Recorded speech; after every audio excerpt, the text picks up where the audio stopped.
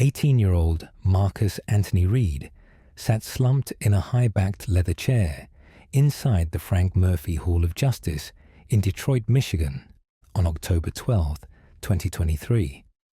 He wore a crisp white button-down shirt provided by his public defender, intended to soften his appearance, yet his posture betrayed a profound indifference to the proceedings. His eyes darted around the room, seemingly bored, as Judge Kenneth King stared down from the bench, preparing to sentence Reed for the felony murder and armed robbery of 16-year-old Alicia Mendez. It was a devastating crime where Reed had approached the honor student as she waited for her father outside a local recreation center, demanded her car keys, and then fired a single fatal shot into her chest when she hesitated, all for a joyride in a 2014 Honda Civic that he crashed less than 2 miles away. Before we continue with this shocking case, please subscribe to our channel if you haven't already, and let us know in the comments where you're watching from. Your support is what allows us to continue bringing these important stories to light.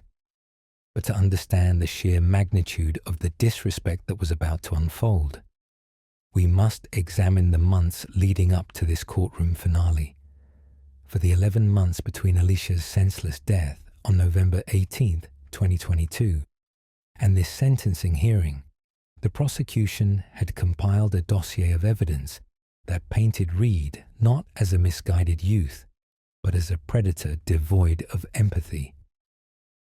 The Detroit Police Department Homicide Unit had recovered disturbing digital footprints that negated any defense claims of an accidental discharge.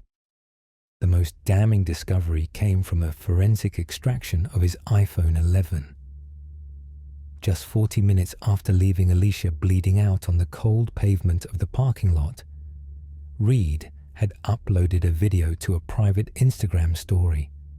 In the grainy footage, he was seen flashing a fan of $20 bills stolen from Alicia's purse, the murder weapon, AHA, stolen .380 caliber semi-automatic, resting on his lap, while he rapped along to a drill track, captioning the post with the phrase, "Easy work, don't slip." The courtroom air grew heavy, almost suffocating, as the victim impact statements began.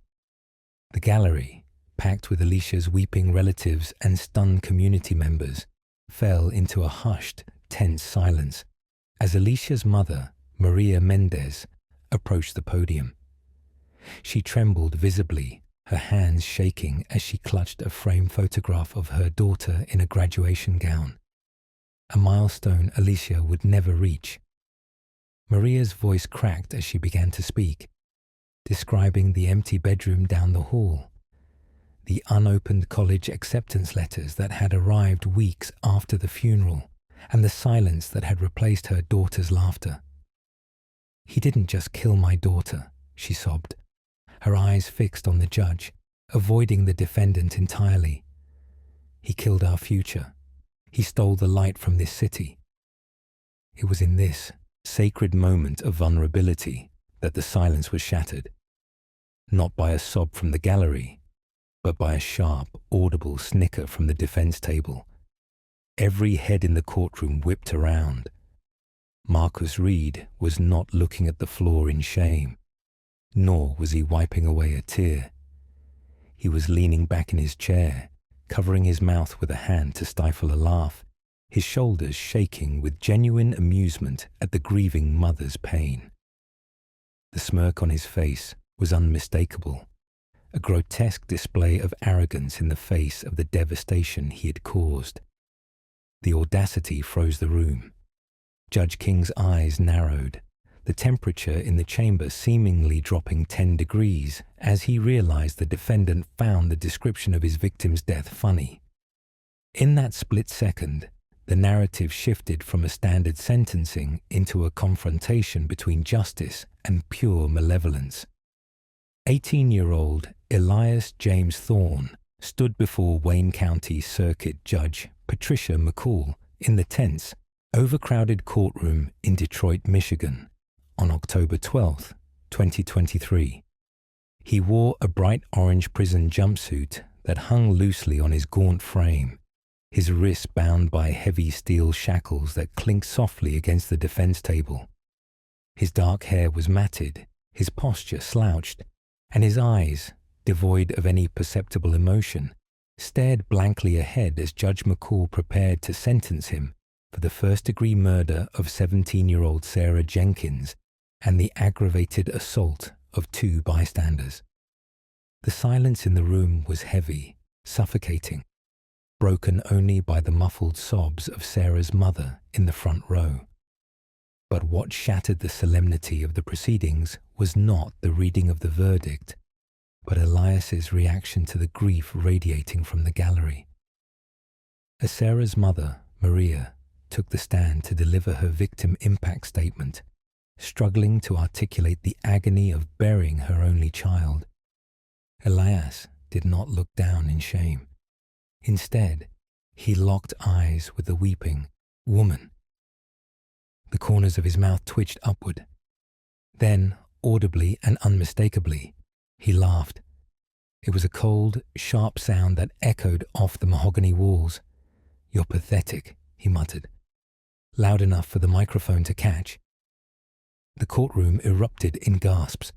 Judge McCall's face hardened into a mask of fury. The boy looked like a child, but his eyes were cold, ancient, and utterly empty. But to understand how we got here, how a teenager could stand before a grieving mother and find amusement in her destruction, we must go back to the years before the cameras and the handcuffs. Before we continue with this disturbing case, please subscribe to our channel if you haven't already, and let us know in the comments where you're watching from. Your support is what allows us to continue bringing these important stories to light. The origins of Elias Thorne's apathy did not begin in that courtroom. They began in the quiet, claustrophobic hallways of a suburban home on the outskirts of Livonia. By the age of 12, Elias was already a ghost in his own house. While his parents worked long hours to maintain a veneer of middle-class stability, Elias was retreating into a digital abyss. Forensic analysis of the family's home computer would later reveal a chilling progression of interests. In 2018, his search history shifted from video game walkthroughs to graphic content on Best Gore and LiveLeak. By 2019, the search terms became specific, clinical, and terrifying. Human decomposition timeline, arterial spray radius, and juvenile sentencing laws Michigan.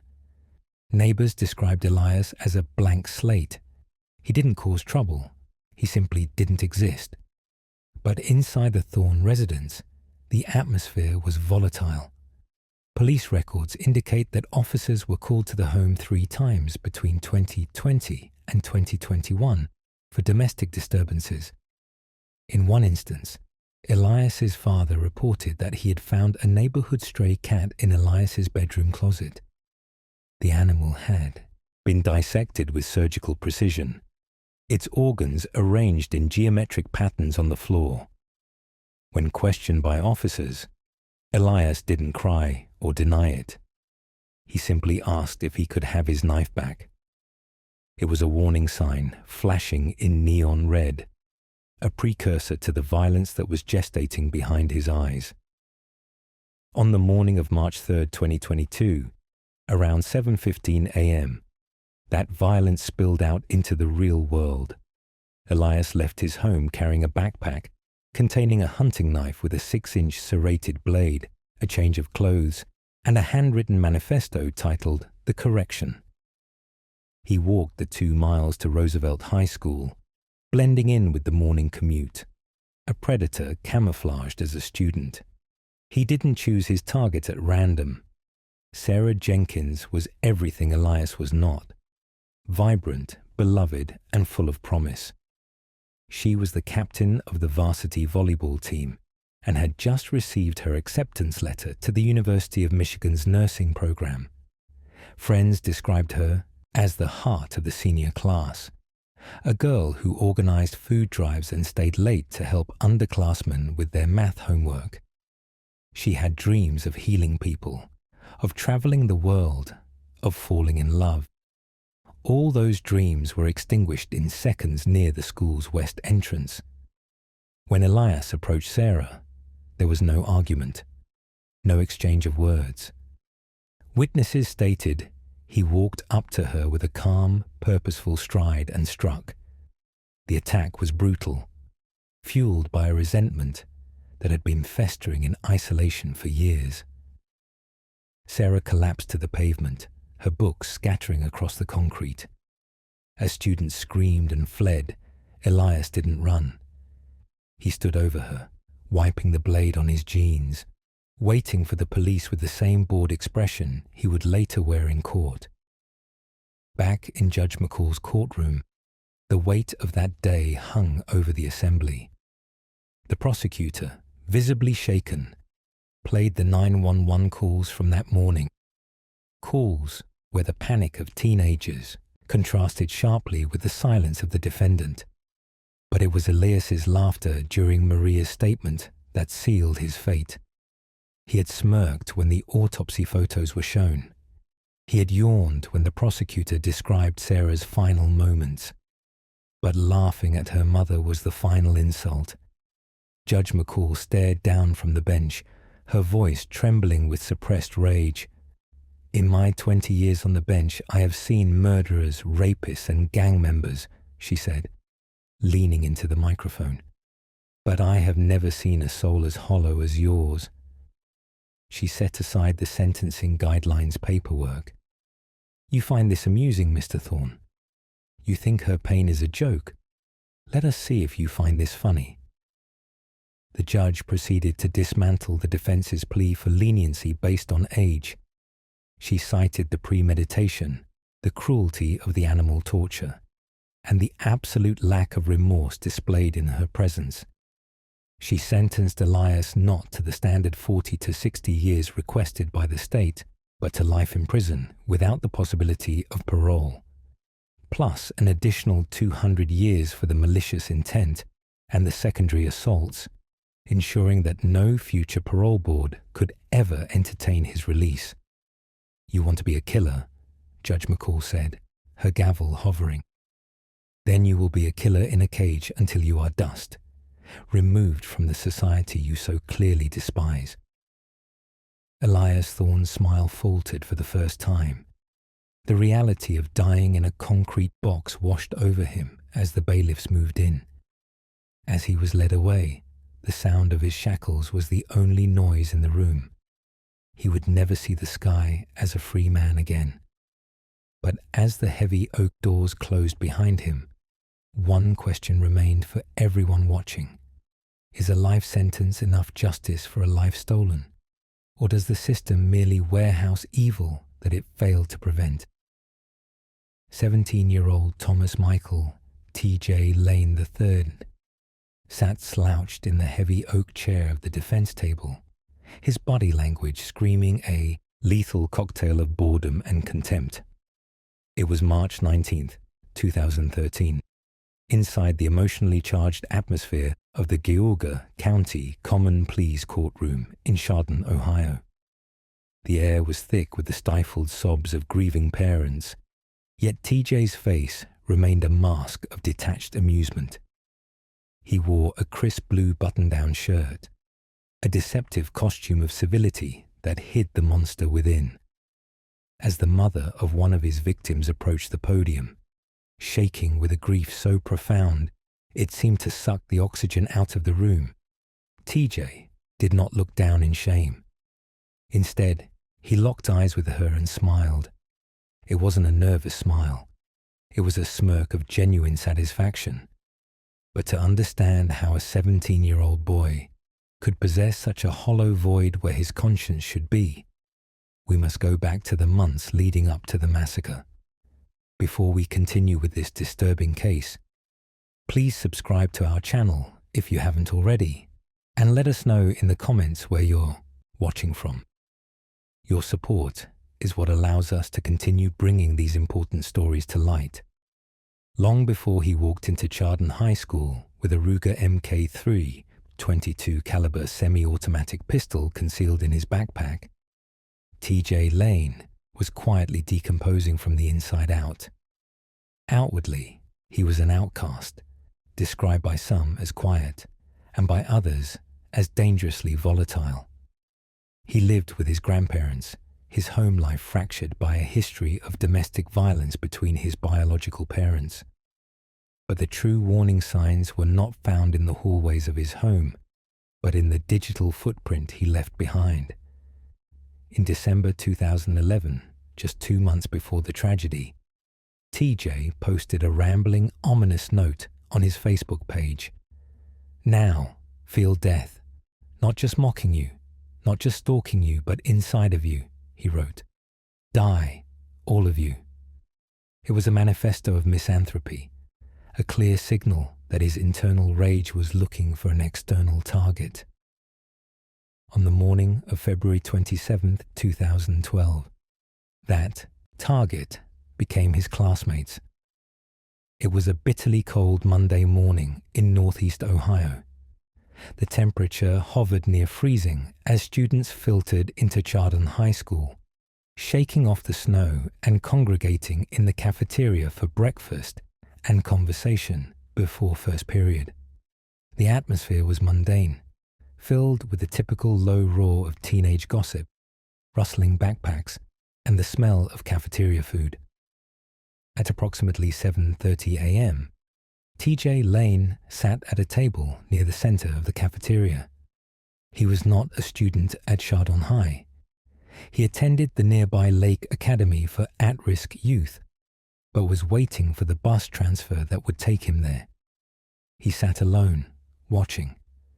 Just a few feet away sat a group of boys who represented everything TJ had decided to destroy. There was 16-year-old Demetrius Hewlin, a young man known for his radiant smile and his recent dedication to physical fitness. He had dreams of hulking up and turning his life toward athletics. Beside him was 16-year-old Russell King Jr., a sociable and kind-hearted student who was enrolled in the Auburn Career Center, studying alternative energy technologies.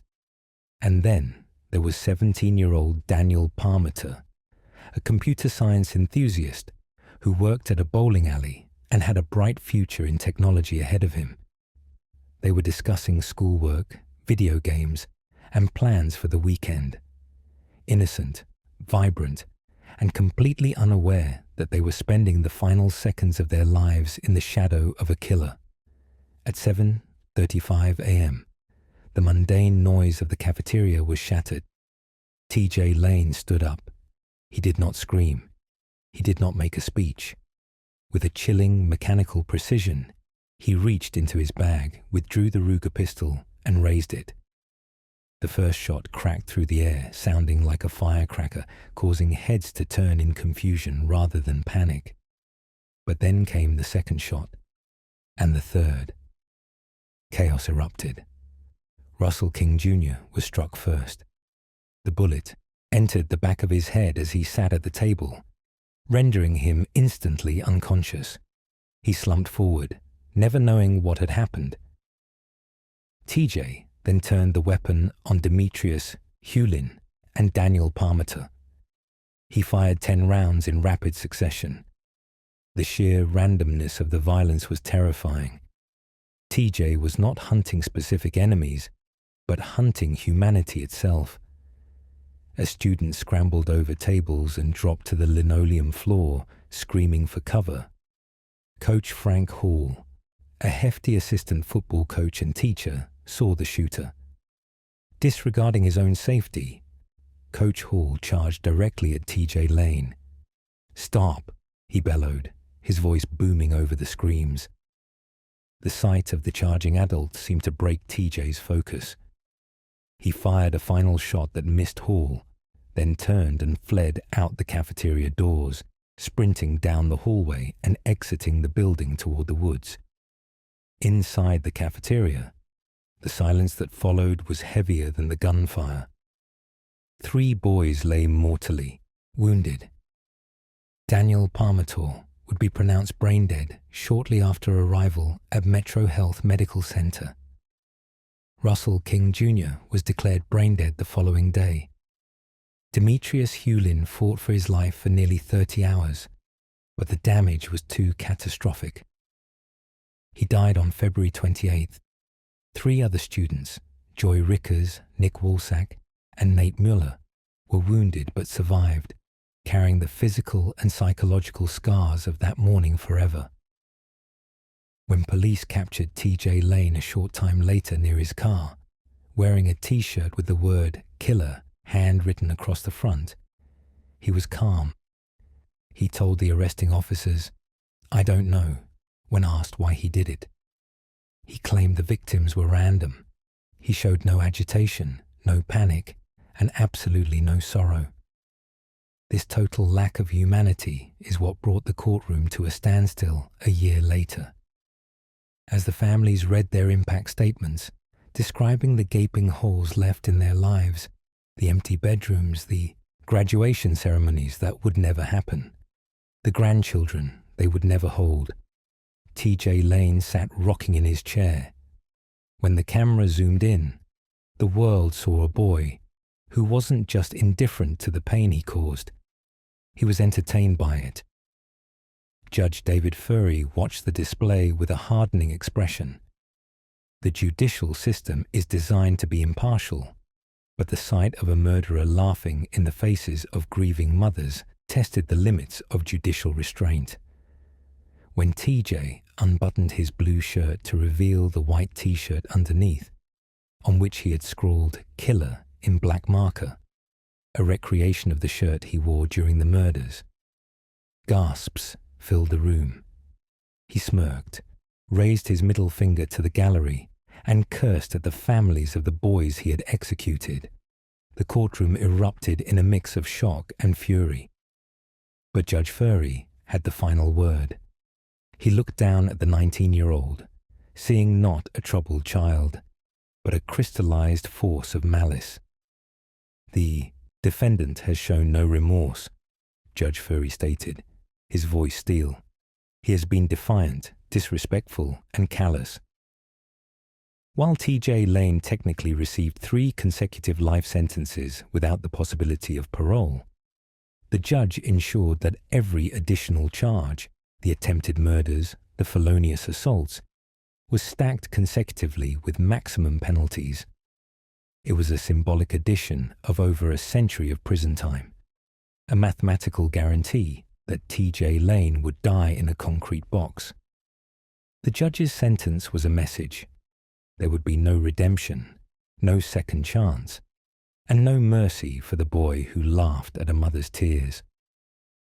As TJ was led away, still smiling, the question lingering in the air was not about the sentence, but about the nature of evil itself. How does a human being become so devoid of empathy that they can masturbate to the memory of their own crimes? And is a life sentence truly enough justice for 3 lives stolen before they had barely begun? The chaos inside the Chardon High School cafeteria erupted at exactly 7:30 a.m. on February 27, 2012. As 17-year-old Thomas Michael TJ Lane III fled the building, he left behind a scene of carnage that defied immediate comprehension.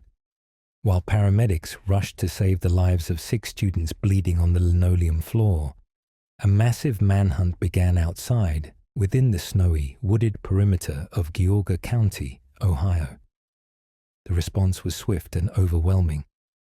Dozens of officers from the Geauga County Sheriff's Office and the Chardon Police Department swarmed the area, establishing a perimeter around the school.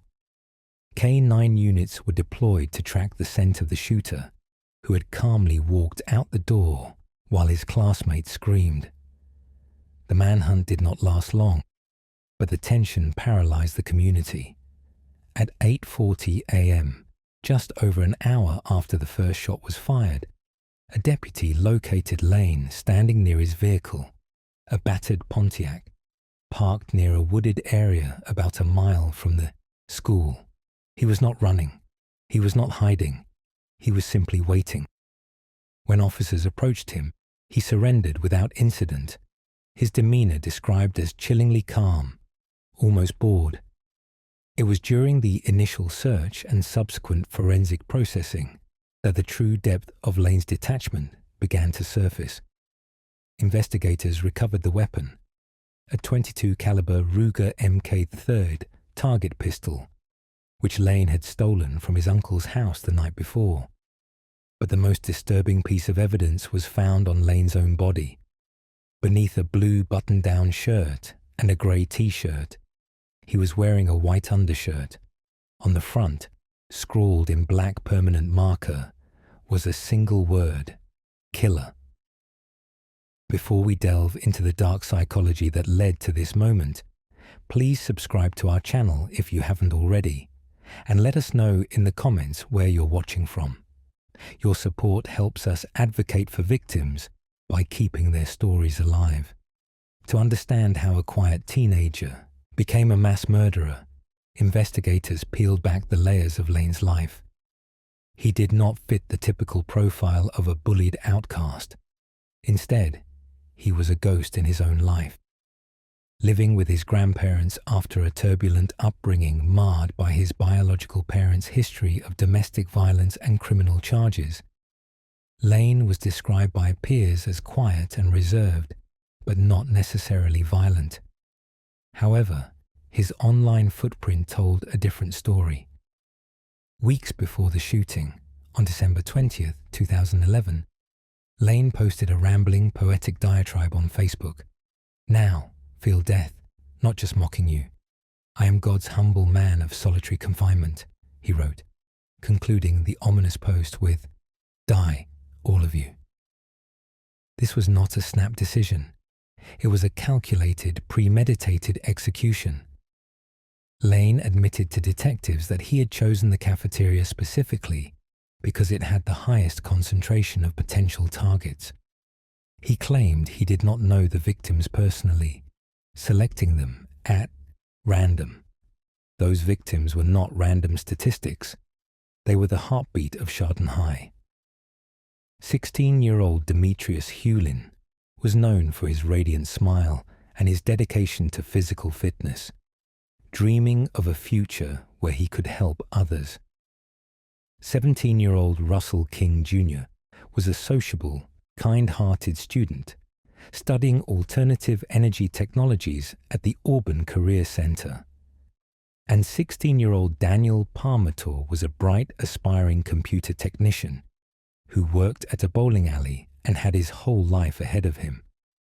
Lane stole those futures in seconds, leaving their families with a void that could never be filled.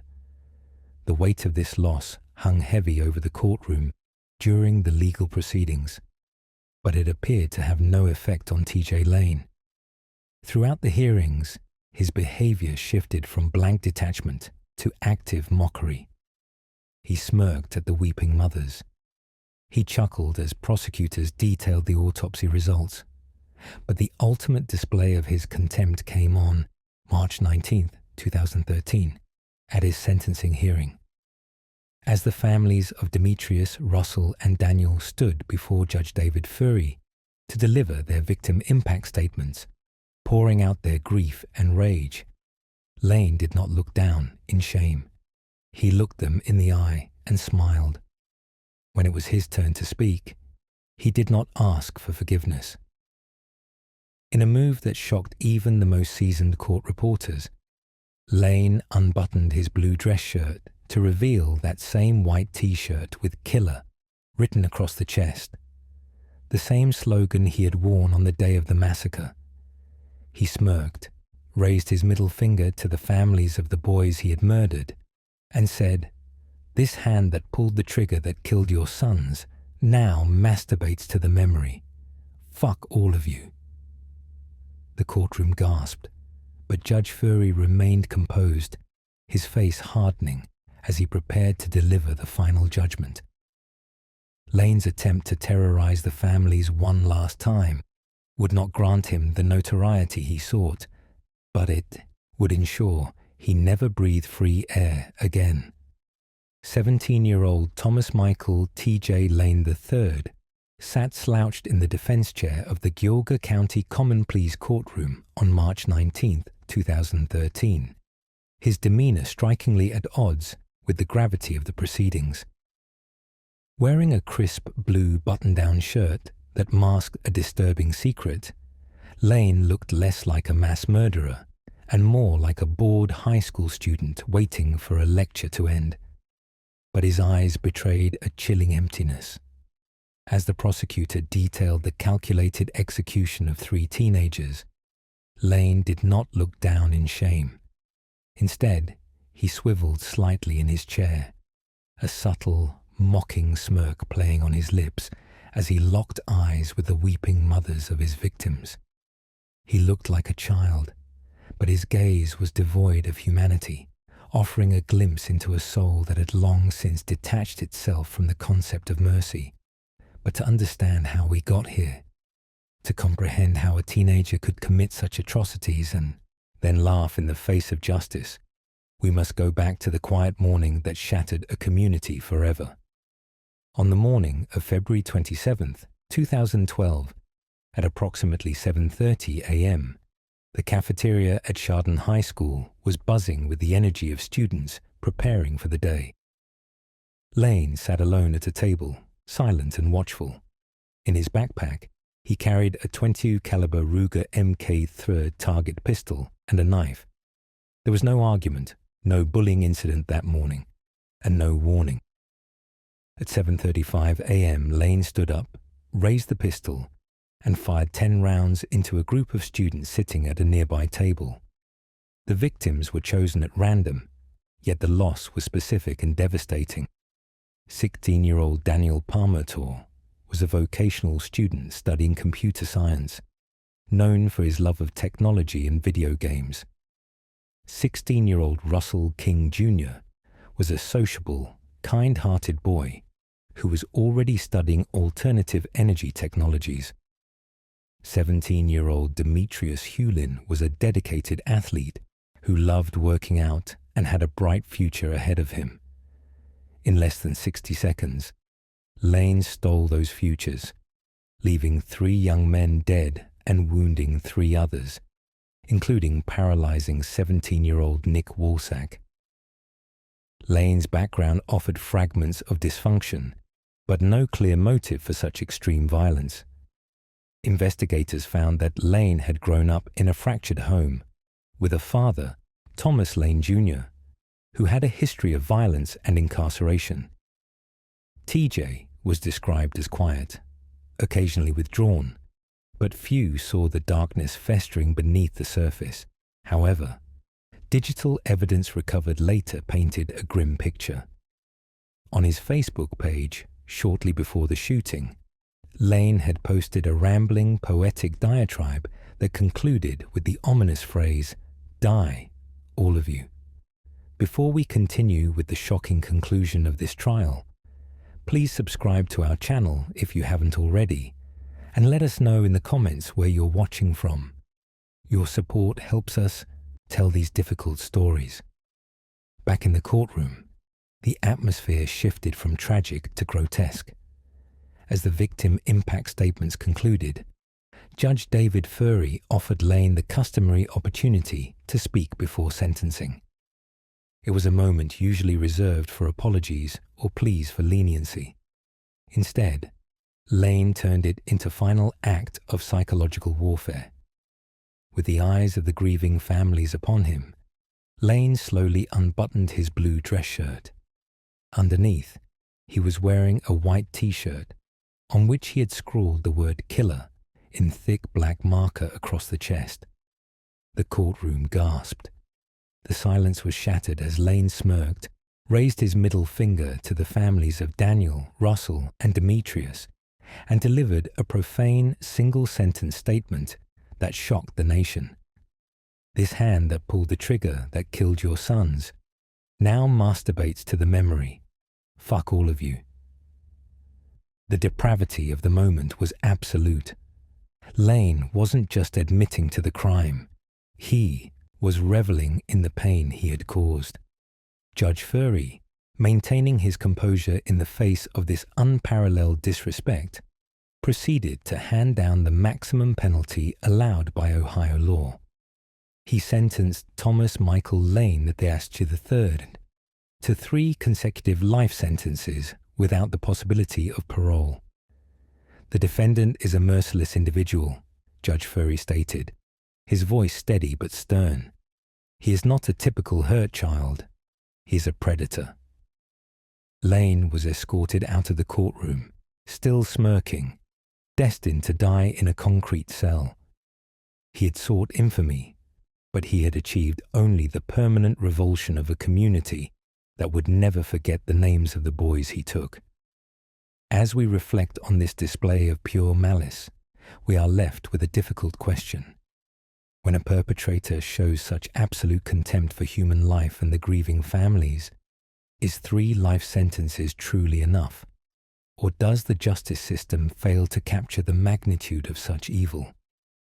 18-year-old Dante Wright stood before Wayne County Circuit Court Judge David Groner in Detroit, Michigan, on November 16, 2016, wearing standard-issue navy blue prison scrubs, his posture slouching and his demeanor aggressively casual, as Judge Groner prepared to sentence him for the second-degree murder of 23-year-old Jordan Klee.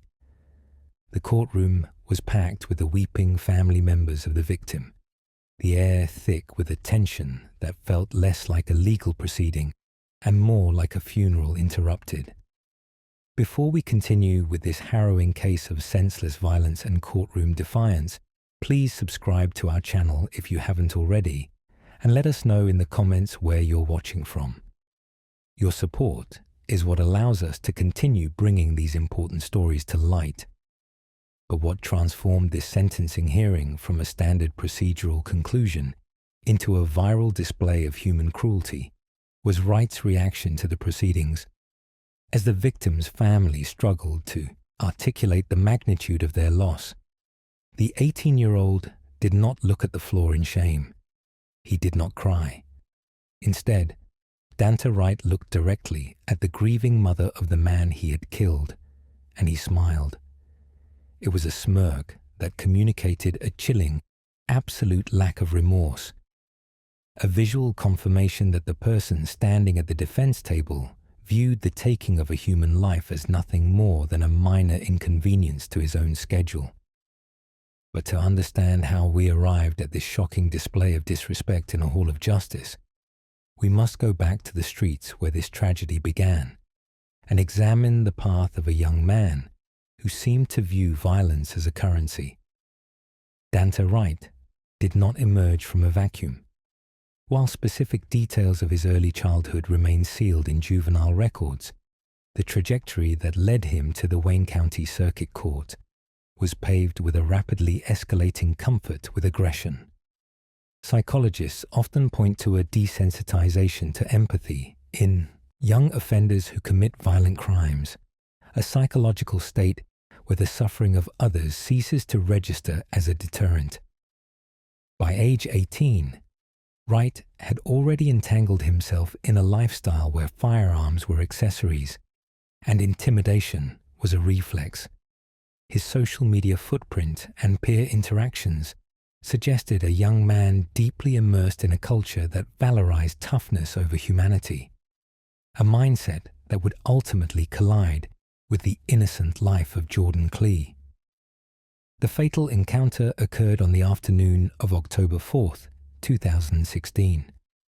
Around 3:30 p.m., 23-year-old Jordan Klee was returning to his new apartment in the quiet, terrifyingly random nature of the crime is what shook the community to its core. Jordan was not a rival gang member. He was not involved in a drug deal gone wrong. He was simply a young man starting his life. Jordan had recently landed a new job as a maintenance worker, a position he was proud of, and was in the process of moving into his own place, a milestone of independence that he would never fully get to enjoy. According to investigators, Wright and 2 accomplices were prowling the neighborhood, looking for an easy target. They spotted Jordan. In their eyes, he wasn't a human being with dreams, a loving family, and a future. He was merely an obstacle between them and a few dollars or a cell phone. The confrontation was brief and brutal. Wright approached Jordan with the intent to rob him. There was no prolonged struggle, no negotiation. When the interaction did not go exactly as the 18-year-old demanded, he raised a handgun and fired. A single shot rang out through the complex. The bullet struck Jordan Klee, inflicting a fatal wound. As Jordan collapsed to the pavement, his life bleeding out on the concrete of the apartment complex driveway, Wright and his associates didn't rush to help. They didn't call 911. They fled, leaving a 23-year-old man to die alone, just steps from the safety of his own front door. The callousness of the act was staggering. A life ended over a robbery attempt that yielded nothing but grief. In the weeks following the murder, while Jordan's family planned a funeral they never expected to hold, homicide detectives worked relentlessly to identify the shooter. Physical evidence and witness accounts eventually led them to Danta Wright. When he was apprehended, there was no breakdown, no tearful confession. The interrogation tapes and subsequent interactions with counsel revealed a disturbing nonchalance. To Wright, the murder of Jordan Klee appeared to be a transactional error rather than a moral atrocity. This attitude persisted all the way to the sentencing hearing on November 16th. The courtroom was silent as the prosecutor laid out the facts one last time. Jordan Klee was described not just as a victim, but as a beloved son and a hard worker, a young man who had everything to live for. The pain in the room was palpable, but at the defense table, Danta Wright seemed bored. The breaking point came during the victim impact statements. As a cousin of Jordan Klee stood at the podium, reading a statement prepared by Jordan's mother, the emotional weight of the words caused the family to sob openly. "I still don't understand why," the statement read, echoing the question that haunts every family of a murder victim. It was at this moment that Wright, unshackled but surrounded by deputies, shook his head and let out a laugh. He turned toward the weeping family and muttered, "I'll be home in 5 years." The courtroom erupted in gasps. The sheer audacity of the statement, claiming he would be free in a handful of years after extinguishing a life, was a slap in the face to the court and the grieving family. Judge David Groner, who had been watching Wright's behavior closely throughout the hearing, paused. The atmosphere shifted from sorrow to white-hot anger. The judge's expression hardened. He had seen many defendants, but the lack of humanity on display here was exceptional. "You'll be home in 5 years?" Judge Groner asked, his voice low and dangerous. Wright smirked again, seemingly unaware of the gravity of the situation or the power the man in the black robe held over his future. "I don't think so," Judge Groner continued, his voice rising with the authority of the bench. "With that attitude and that lack of remorse, I am going to exceed the sentencing guidelines." In the state of Michigan, judges generally follow sentencing guidelines based on the crime and the defendant's history. Wright's defense team had negotiated a plea deal for second-degree murder, likely expecting a sentence on the lower end of the spectrum, perhaps 20 years. But sentencing is also an assessment of a criminal's potential for rehabilitation. By laughing at a grieving mother and taunting the family with his potential release date, Wright had proven to Judge Groner that he possessed absolutely no capacity for rehabilitation. He was not a misguided youth. He was a danger to society. "You are a coward," Judge Groner told him, looking directly into the teenager's eyes. "To shoot an unarmed man and then laugh in court. You have no soul. The judge then handed down the sentence. Instead of the lenient term Wright expected, Judge Groner sentenced him to 25 to 50 years in prison. While not the 200 years that some headlines hyperbolically suggest in similar cases, for an 18-year-old, it was a lifetime.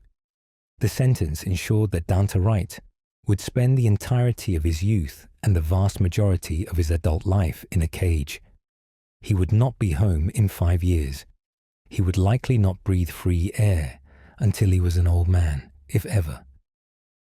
As the deputies moved to handcuff him, the smirk finally faded from Wright's face. The reality of the numbers, 25 to 50, began to sink in. He had gambled his freedom on a moment of arrogance and lost everything. Judge Groner's final words to the defendant resonated with everyone watching. A final seal on a tragic saga. I hope that every day you sit in that cell, you think about the life you took and the family you destroyed. But looking at you now, I doubt you will. Dante Wright was led away, the heavy wooden doors of the courtroom closing behind him, separating him from the society he had treated with such contempt. The laughter had stopped. The silence that followed was heavy with the realization that while justice had been served, it could not bring Jordan Klee back. This case forces us to confront a terrifying reality about the nature of evil and the capacity for cruelty in the young. When a teenager can take a life and laugh about it in the presence of a judge, is the justice system equipped to handle such profound moral decay? Do you believe that a sentence of 25 to 50 years is sufficient for someone who shows such open contempt for human life? Or should the law mandate life without parole for those who mock their victims? Let us know your thoughts in the comments below. Judge David Furey's decision to impose 3 consecutive life sentences without the possibility of parole, plus an additional 37 years, was not merely a reaction to the forensic evidence, but a direct response to the chilling display of inhumanity witnessed in his courtroom. By unbuttoning that blue shirt to reveal the word killer, and smirking at the anguish of the King, Hewlin, and Parmenter families, Thomas Lane stripped away any lingering doubt regarding his potential for rehabilitation. The justice system relies on the concept of remorse, a recognition of wrongdoing that allows for judicial discretion. But when a defendant offers only mockery in the face of mass murder, the gavel must fall with absolute crushing finality. The judge's ruling ensured that the arrogance Lane displayed would be the last act of control he ever exerted over a free life. As of late 2023, 28-year-old Thomas Michael Lane III remains incarcerated at the maximum security Southern Ohio Correctional Facility in Lucasville. Following a brief and failed escape attempt in September 2014, he serves his time under heavy guard, a permanent resident of the concrete cage he built for himself with 18 seconds of gunfire and a single profane gesture. He will die within those walls. Yet, no accumulation of prison years can undo the silence that fell over the Chardon High School cafeteria on that February morning. Demetrius Hewlin, Russell King Jr., and Daniel Parmenter will never graduate, never marry, and never grow old. Their futures were stolen by a peer who treated their existence as nothing more than props for his own twisted amusement. While the steel doors of Lucasville will remain shut for eternity, the empty chairs at the victims' dinner tables serve as a permanent, heartbreaking reminder of the devastating price of such senseless malice. Lane's courtroom defiance shocked the nation, but he isn't the only defendant whose arrogance cost them everything in the blink of an eye. Click here to watch our next documentary on defendants who lost it all in seconds, where one wrong word to a judge turned a light sentence into a lifetime behind bars.